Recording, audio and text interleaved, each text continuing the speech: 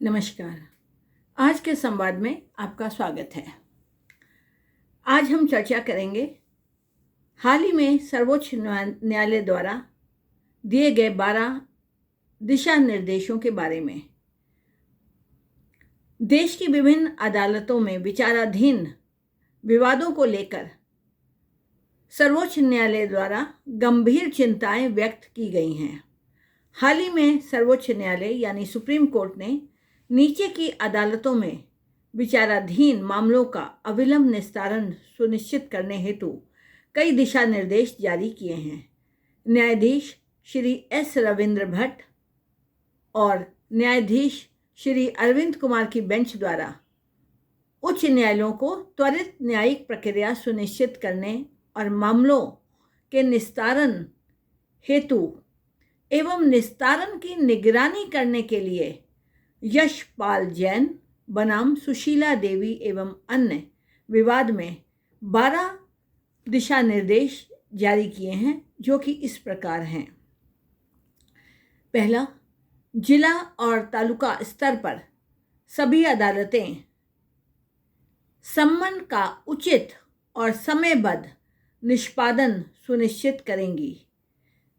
यानी कि कोर्ट से जो सम्मन को भेजा जाता है उसको निश्चित करेंगी कि वो सही तरीके से दूसरी पार्टी को मिले और उसमें विलंब ना हो। सीपीसी के आदेश 5 नियम 2 के तहत निर्धारित तरीके से कार्य करेंगी और इसकी निगरानी प्रधान जिले द्वारा की जाएगी। प्रत्येक उच्च न्यायालय द्वारा एक कमेटी को गठित किया जाएगा। प्रत्येक प्रधान जिला जज न्यायाधीशों से आंकड़े एकत्रित करने के बाद उसे कमेटी के समक्ष प्रस्तुत करने हेतु भेजेंगे। यह कार्य प्रत्येक प्रधान जिला जज द्वारा अपनी निगरानी में किया जाएगा। यानी उच्च न्यायालय द्वारा गठित कमेटी को समस्त आंकड़े प्रेषित किए जाएंगे। दूसरा है, जिला तालुका स्तर पर सभी अदालतें ये सुनिश्चित करेंगी कि लिखित बयान निर्धारित समय के भीतर दाखिल किया जाए। लिखित बयान का मतलब है कि रिटन स्टेटमेंट जो है वो निर्धारित समय के भीतर दाखिल किया जाए और आदेश 8 नियम 1 के तहत निर्धारित सीमा और अधिमानता 30 दिनों के भीतर ही दाखिल किया जाए। और यदि इसमें विलंब होता है तो लिखित रूप से कारण बताएं कि समय सीमा के 30 दिनों से अधिक क्यों बढ़ाया जा रहा है। यानी कि समय क्यों दिया गया, 30 दिन का समय निर्धारित है, उससे अधिक समय क्यों दिया जा रहा है, जैसा कि सीपीसी के आदेश 8 के नियम 1 के अंदर प्रावधान है। तीसरा है, जिलों और तालुकाओं की सभी अदालतें ये सुनिश्चित करेंगी कि दलीलें पूरी होने के बाद पक्षकारों को न्यायालय में उपस्थित होना चाहिए और अदालत मुकदमे के पक्षकारों को अदालत के बाहर समझौते का कोई भी तरीका चुनने का निर्देश देगी, जैसा कि धारा 89 की उपधारा 1 में निर्देश दिया गया है। और पार्टियों के विकल्प पर तारीख तय की जाएगी। सभी पक्षों को ऐसे मंच या प्राधिकारी के समक्ष उपस्थित होने और पार्टियों द्वारा किसी भी एक तरीके को चुनने की स्थिति में विवाद के निपटारे हेतु निर्देश दिए जाएंगे।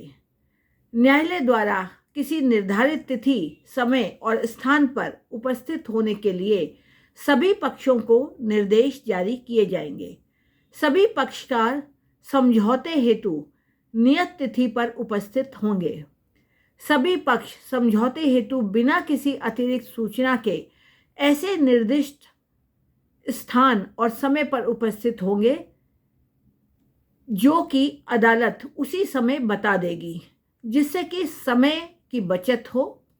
और यही नहीं, संदर्भ आदेश में ये भी स्पष्ट किया जाएगा कि समझौते का प्रयास 2 माह की अवधि में किया जाए। यदि समझौता फलदायी नहीं होता है तो ऐसी स्थिति में विवाद निर्धारित तिथि के अगले दिन से शुरू होगा और दिन प्रतिदिन के आधार पर विवाद को लिया जाएगा जब तक कि वह समाप्त ना हो जाए। चौथा है, पार्टी द्वारा एडीआर यानी समझौते सफल ना होने यानी समझौते की विफलता की स्थिति में, जैसा कि निर्धारित है सीपीसी की धारा 89(1) के अंतर्गत निहित है, अदालत को इसके निर्धारण के लिए वाद बिंदुओं को यानी विवाद के मुद्दों को 1 सप्ताह के भीतर तय कर देना चाहिए। 5वां, मुकदमे की तारीख का निर्धारण पक्षकारों की ओर से उपस्थित होने वाले विद्वान अधिवक्ताओं के परामर्श से किया जाएगा, जिससे उन्हें अपना कैलेंडर समायोजित करने में सुविधा रहे। एक बार मुकदमे की तारीख तय हो जाने के बाद मुकदमा उसी के अनुसार आगे बढ़ना चाहिए। जहां तक संभव हो दिन प्रतिदिन के आधार पर विवाद को लेकर उसे समाप्त कर दिया जाना चाहिए।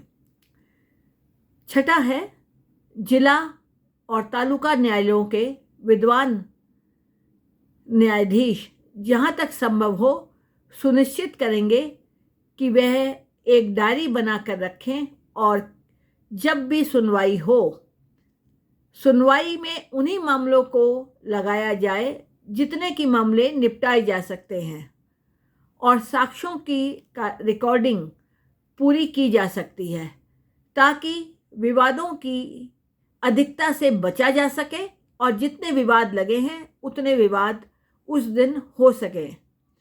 इसके परिणाम स्वरूप एडजॉर्नमेंट यानी कि स्थगन मांगना रोका जा सके, तारीख नहीं दी जाएगी और इस प्रकार हितधारकों को होने वाली किसी भी असुविधा को रोका जा सकेगा। 7वां है, पार्टियों का प्रतिनिधित्व करने वाले वकीलों को सीपीसी के आदेश 11 और आदेश 12 के प्रावधानों से अवगत होना चाहिए ताकि विवाद का दायरा कम हो सके।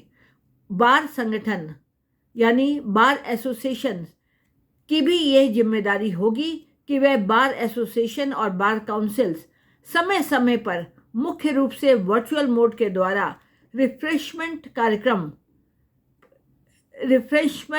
पाठ्यक्रम आयोजित कर सके। 8वां है, ट्रायल कोर्ट ईमानदारी से, सावधानीपूर्वक और बिना किसी असफलता के नियम 1 के प्रावधानों का अनुपालन करेंगे। आदेश 17 के अनुसार, सीपीसी के आदेश 17 के अनुसार एवं एक बार मुकदमा शुरू हो जाता है तो इसे दिन प्रतिदिन सुनवाई करके नियम 2 के प्रावधान के तहत विवाद को आगे बढ़ाया जाना चाहिए। 9वां है, अदालतें केस को स्थगित करवाने हेतु कॉस्ट यानी कि आर्थिक दंड देना सुनिश्चित करेंगी, जिससे अदालतें यदि सुनवाई को स्थगित करती हैं या कोई पार्टी अगर तारीख मांगती है तो मुकदमे को टालने के दिशा में विरोधी पक्ष को उचित मुआवजा या कॉस्ट दी जा सके, तभी विवादों में तारीख दी जाएगी। 10वां, मुकदमे के समापन पर मौखिक दलीलें तुरंत और लगातार सुनी जानी चाहिए। सीपीसी के आदेश 20 के तहत निर्धारित अवधि के भीतर ही उनको सुना जाना चाहिए। 11वां है, प्रत्येक न्यायालय में 5 वर्ष से अधिक समय से लंबित मामलों से संबंधित आंकड़े प्रत्येक पीठासीन अधिकारी द्वारा प्रधान जिला न्यायाधीश को अग्रप्रेषित किए जाएंगे यानी भेजे जाएंगे। प्रत्येक माह में एक बार प्रधान जिला न्यायाधीश उनका मिलान करेगा, उनका अवलोकन करेगा और उससे संबंधित उच्च न्यायालय द्वारा गठित समीक्षा समिति को अग्रेसित किया जाएगा।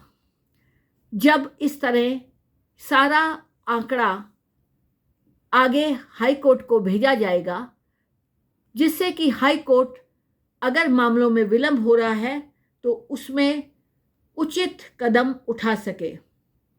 12वां, संबंधित राज्यों के माननीय मुख्य न्यायाधीश द्वारा गठित समिति को कम से कम 2 महीने में एक बार बैठक बुलानी होगी और इस बैठक में संबंधित न्यायाधीश ऐसे सुधारात्मक उपाय पर ध्यान देंगे या दिशा निर्देश देंगे जिससे कि पुराने मामले जो कि लगभग 5 वर्ष से अधिक समय से लंबित है कि लगातार निगरानी की जा सके। सर्वोच्च न्यायालय ने महासचिव, सेक्रेटरी जनरल, सुप्रीम कोर्ट के सेक्रेटरी जनरल को ये निर्देश दिया है कि वह इस निर्णय की प्रतिलिपि सभी उच्च न्यायालयों को अग्रसारित करेंगे, सभी को भेजेंगे। यह भी स्पष्ट किया गया है कि यदि आवश्यक हुआ तो उपरोक्त दिशा निर्देशों के कार्यान्वयन के लिए आगे भी समय समय पर दिशा निर्देश जारी किए जाएंगे। ये 12 दिशा निर्देश यशपाल जैन बनाम सुशीला देवी और अन्य के मामले में दिए गए हैं। इसका पूरा डिस्क्रिप्शन जैसे ही उपलब्ध होगा हम आपको कमेंट्स बॉक्स में या नीचे डिस्क्रिप्शन में भेजेंगे। यदि किसी को इस निर्णय की एक कॉपी चाहिए हो, वो डिस्क्रिप्शन बॉक्स से ईमेल देकर हमें लिख सकते हैं, जिससे हम उसको किसी को भी इस जजमेंट की एक कॉपी ईमेल द्वारा भेज दें। तो आपने देखा किस प्रकार सर्वोच्च न्यायालय ने 12 दिशा निर्देश ऐसे दिए हैं जिससे न्यायालय में जो मामले लंबित पड़े हुए हैं उनका जल्दी निपटारा किया जा सके। और यही नहीं, इसके लिए दिशा निर्देश ये भी दिए हैं कि विभिन्न हाईकोर्ट भी अपने अंदर, अपने तहत जो अन्य अदालतें हैं वहाँ लंबित पड़े हुए मामलों की निगरानी करेंगे। आज इतना ही। इसी प्रकार समय समय पर हम आपको और भी निर्णयों से अवगत कराते रहेंगे। धन्यवाद।